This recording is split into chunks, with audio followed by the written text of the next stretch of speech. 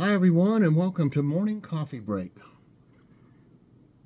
Hope everybody's doing good today. It's Sunday, November 26th, and currently it's 40 degrees. High today is 56. Chance of rain 15%, and then it doesn't show any chance for about I don't know how many days after that. With 15%, I'll be surprised if it even rains at all. Winds are at 4 miles per hour right now. Trying to get over all this turkey and stuff we've been eating.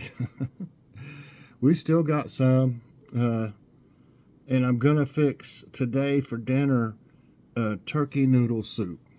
All we got left is some turkey still, so I'm gonna make some turkey noodle soup. I'll probably just put some carrots in it. I thought about turkey vegetable soup, but they thought they would like, Joy and Logan thought they would like some turkey noodle soup. So I'm going to do that. I probably use some egg noodles. Either egg noodles or some elbow macaroni, something like that in it. And it seems like last year I made some soup, but I think it was turkey vegetable. It's always good though, you know. I always try to figure out some way to make it. Let's see, one year I made some kind of a casserole with it. I can't remember what it was though. Today is going to be Logan's awesome snack reviews this evening, so definitely check it out. We're going to have some great items as usual, and we always have a good time. So check that out this evening. And just thinking, you know, we hadn't been out in days. We're kind of broke, you know, getting towards the end of the month, and we've got everything we need, you know, so there's no use to go to the grocery store. I think we have to go in the next few days for Logan's, either one of his prescriptions or a couple. I'm not for sure. I know he's due for some prescriptions, or a prescription, either one. Probably, you know, we have to go to Kroger to get that, but we're going to try not to even look around. I hope they have it ready when we get there, because lots of times they won't have it ready, and then it'll be like 20-30 minutes, and you know, you're not going to go home and turn around and come right back. So we end up looking around and we end up buying stuff. So I'm hoping they'll just have it ready so we're not tempted to buy things. Okay, I got jokes of the day here, everybody. Oops. Let's see. And I feel like I've gained weight. I hadn't weighed, but I feel like I've gained weight already. I hope not. Okay, this first one's called Easy Exit. I love going outdoors. It's so much easier than going out windows. Have you ever tried to get in a house through a window? I mean, with no ladder or anything like that. I've had to, where we locked our keys in here before. It's been years ago. Locked our keys in there before, and you know, there's windows here above the sink, and one of them was open. I mean, you know, the window was closed, but it wasn't latched. So I came through here, and there's always have stuff on the window sills, you know, and I had to move everything and then crawl over the sink. You know, the faucet sticks up and everything. And I'll tell you what, that wasn't easy. It's not easy, but I got in here. So anyway, I've had to, in years past, a long time ago, I took the window pane out of one of the door has like 9 little panes of glass, you know. I took the one next to the door handle closest to it, took it out because I could get to my tools out there in the garage, and then I just put it back in, nailed it back in, and everything like that after I was done. You know, because that must have been probably after I climbed through the window, and it was a lot easier to do that than it was to climb through the window. So I hope that doesn't ever happen again. We try not to forget our key. Well, you know, I think I didn't have a key. I can't remember what it was. I don't know. I don't think we locked him in the car. I don't know why, but anyway, we got home or whatever, and we did not have the house key for some reason. I don't remember exactly that. You know, like I said, it was years ago. But yeah. So anyway, and we've locked ourselves out of the car before, but now we've got where they can, you know, you can call and they'll come and get you into your car for no charge. It's part of our insurance, I believe. So anyway, okay, here's this other one. It's called Badge of Honor. Little Penny sees little Millie coming back from Girl Scouts with several new badges. Penny, say, what did you get that badge for? Millie, for singing. Oh, nice. And what did you get that badge for? Millie, for not singing anymore. Oh, no. Okay, fact of the day is a Brazil reading program. One can be released early from prison for good behavior. In one country, one can get out early for reading books. Due to overcrowding in Brazil's prison system, the government of Brazil has a program in place in which a prisoner can reduce his or her sentence by 4 days for every book they read. Inmates read a book, submit a book report, and if approved, they will spend 4 days less in the penitentiary system. I'd be reading the whole library if I was there, because I couldn't do that. I couldn't be in there. I'm sure their prison system is a little rough too, I imagine. Okay, so okay, let me find a good one for. Well, I saw one earlier that I thought would be good, but I'm not for sure where it is. So let me check it out. I'm not for sure if this is like Thanksgiving trivia or not, but the first one is, I just thought it'd be something different. The Mayflower Pilgrim set sail from where in Europe? Okay, let me go to the site. Okay, the Ireland, Scotland, Netherlands, England. You know, when I just in my head, when I first read, before I read the answers, for some reason I was thinking it was Spain, you know? But I don't think it was Ireland, Scotland, or Netherlands. So I'm going to say England. Answer. And that's right. And it says the Mayflower set sail from England in July 1620, but it had to turn back twice because Speedwell, the ship it was traveling with, leaked. After deciding to leave the leaky Speedwell behind, Mayflower finally got underway on September 6, 1620. After more than 2 months at sea, the Pilgrims finally arrived at Cape Cod on November 11, 1620. A few weeks later, they sailed up the coast of Plymouth and started to build their town. Okay. Next question. Which U.S. state borders 4 of the 5 Great Lakes? Idaho, Illinois, Michigan, Ohio. You know, I've lived in Illinois. I lived in Lombard, Illinois. And I also lived in Michigan. I lived in Taylor, Michigan. And I want to say, you know, I could get this wrong, but my guess would be Michigan, because the way it is, you know, it kind of looks like a what do you call it, a oven mitt.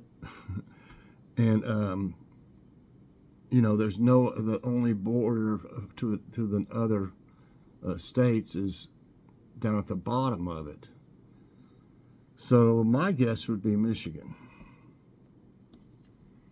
Answer. I forget I have to press answer. And that's right. And it says, Michigan was carved by glaciers thousands of years ago. This process created the iconic lakes that have formed the state both physically and culturally ever since. Michigan's iconic shape is framed by 4 of the Great Lakes: Superior, Huron, Erie, and Michigan. And I also lived in Erie, Pennsylvania, and also in Monroeville, Pennsylvania. Erie is not fun, especially in the winter. Let me tell you. You get that lake effect snow, it's horrible. And also it has the longest freshwater coastline in the nation. So, wow, okay. Next question. What hangs from the American Natural History Museum ceiling? And is that in, I'm thinking that's in Washington? Because, well, maybe I'm thinking of the Smithsonian. But we went to Washington when I was fairly young, probably 10, maybe. And I remember you could spend a week in that Smithsonian Institute or whatever it's called. That place is huge and has just tons of stuff. I just loved it. I loved it. It seems like I've seen this. I don't know if we went in this before. I remember seeing, but they got dinosaur bones, in the Smithsonian. But the answers are model of a T-Rex, model of a caiman, model of a megalodon, model of a blue whale. Now, I don't know if it's T-Rex. For some reason, it seems like I've either been there or either I've seen something on TV about it. At first, I was thinking T-Rex, but it seems like the T-Rex I saw, it might have been the Smithsonian, was on the ground. But I'm thinking blue whale. Blue whale.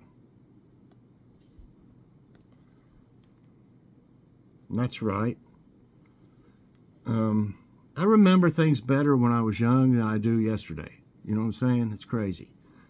The Milstein Family Hall of Ocean Life in the American Natural History Museum highlights the drama of the undersea world and its diverse and complex web of life in a fully immersive marine environment.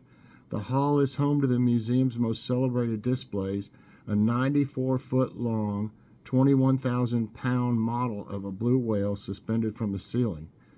The 29,000-square-foot hall features models of more than 750 sea creatures, ranging from tiny green bubble algae to computerized glowing jellyfish. I wish it would have said where it's at, but I think it's in Washington, D.C. I might be wrong. Okay, so I got 3 right, none wrong so far. That's kind of surprised me on this. Before his discharge in 1964, what military rank did Elvis obtain? Major, lieutenant, sergeant, captain. I don't ever think I remember hearing anything about this. Major. I don't think it would be major. And I just don't see it. Or captain. Or sergeant, for that matter. So, I'm going to say lieutenant. Is lieutenant... Is sergeant higher than a lieutenant? Or I think lieutenant was higher than a sergeant. I'm not that up on all that, but I say lieutenant. Answered. Nope. It wasn't. It was sergeant. So, it's spelled S-E-R-G-E-A-N-T. That's like sergeant. But everybody says sergeant. So anyway, it's sergeant. I missed one. That was tricky. Elvis Presley served in the military for 2 years after being drafted in 1958 and was honorably discharged in 1960. His time was brief, and Elvis Presley's military rank would peak as an Army Sergeant E5.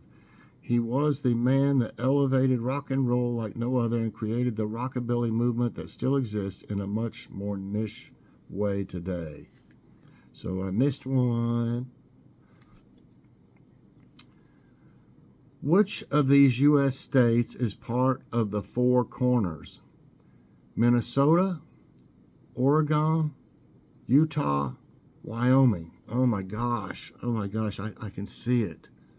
But couldn't it be more than one? I mean, if there's 4 states, Four Corners. I don't think it's Minnesota or Oregon. I'm thinking it's either Utah or Wyoming. I'm going to say Wyoming. I might get another one wrong here. No, it was Utah. Utah. So it was out of the two that I thought it might be. One of the most popular sites in Utah's Canyon Country is the Four Corners Monument. This unique location marks the point where the borders of 4 different U.S. states meet: Utah, Arizona, Colorado, and New Mexico. It is the only place in the United States where you can be in 4 states at the same time. Wow. The area surrounding the monument is referred to as Four Corners region. This point is marked by a small bronze disc embedded in a larger granite disc. The bronze disc contains an inscription illustrating the border lines for each state. That's interesting. So missed another one. I'm 3 right and 2 wrong now. Okay, I'm not for sure about this. In which country is the world's first robot-run hotel? Switzerland, Qatar, Japan, Germany. Okay.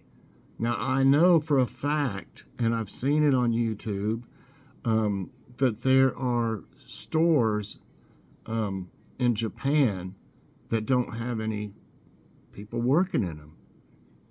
I forget how it all works. I think when you pick up an item, it rings it up when you pick it up. And you just go down the line, get you what you want, and everything you pick up, it'll ring it up, and you just like self-checkout. And I'm sure they have cameras all over the place for people that steal. But like I said, I think there's like a sensor as soon as you pick anything up, that it knows you've got it. So it'd be hard to steal. I imagine the doors probably won't open or something if you tried stealing. I'm just guessing. So this Qatar, I'm not for sure about it. I don't think it's Switzerland or Germany. So my guess is Japan. And that's right. Okay, let's see about this. Introducing state-of-the-art technologies, Hinna Hotel in Japan is the world's first hotel staffed by robots registered as Guinness. Do you want to have such an experience at a hotel of being greeted and helped with check-in and check-out by robots who speak your language? It's not in sci-fi movies, but in Japan. The latest robots provide an exciting time, and this unique experience will take you one step into the future. In Japanese, hin means strange or to change. The Hinna Hotel encompasses both of these meanings. At first sight, it might seem strange with robots greeting you. However, this is a sincere gesture to a future where intelligent robots function efficiently in harmony with humans.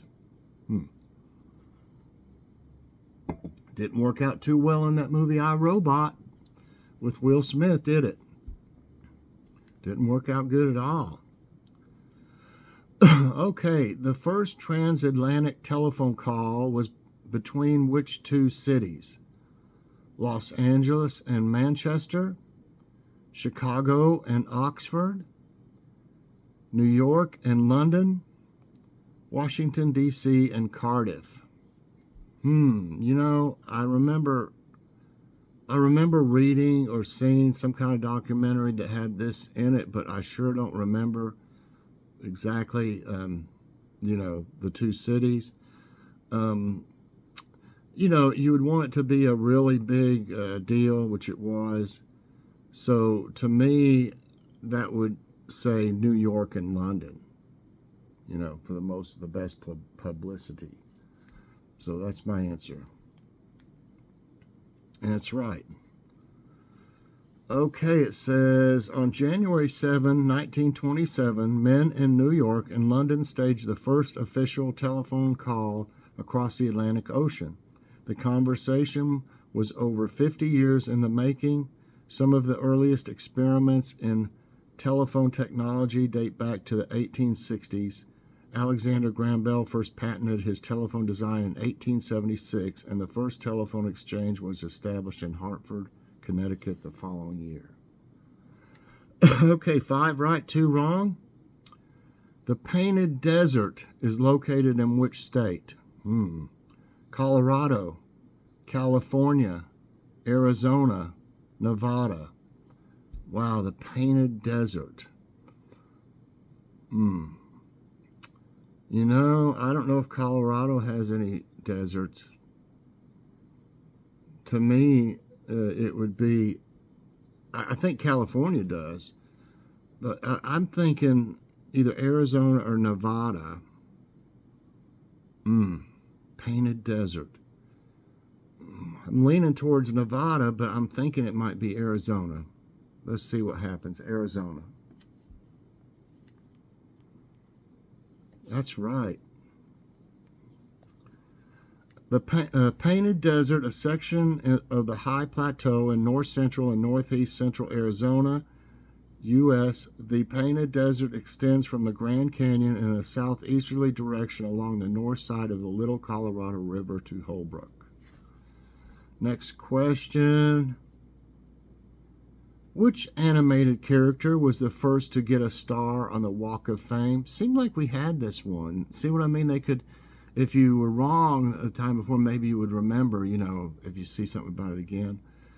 But it wasn't Woody Woodpecker. I don't think it was Donald Duck. It was either Mickey or Bugs.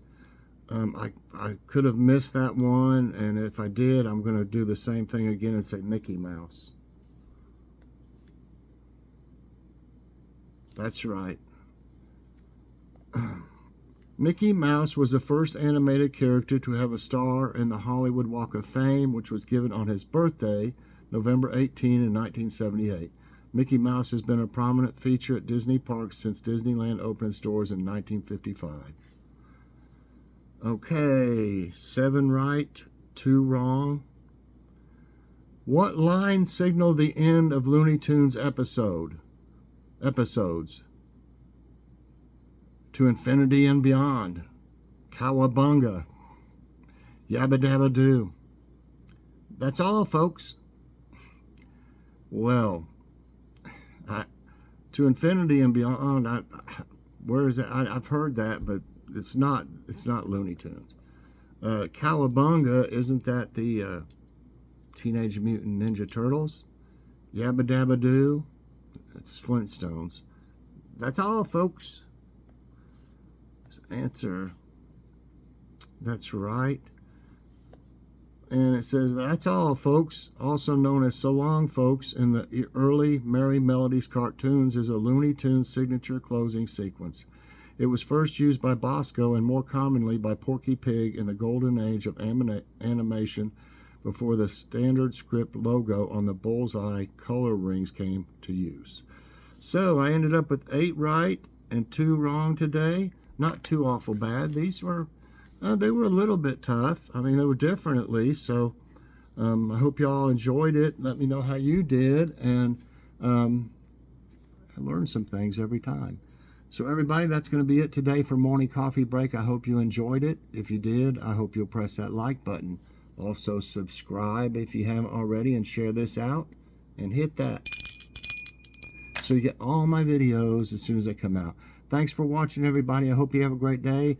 I'd love to see you later on Logan's Awesome Snack Reviews. Bye, everybody, and God bless.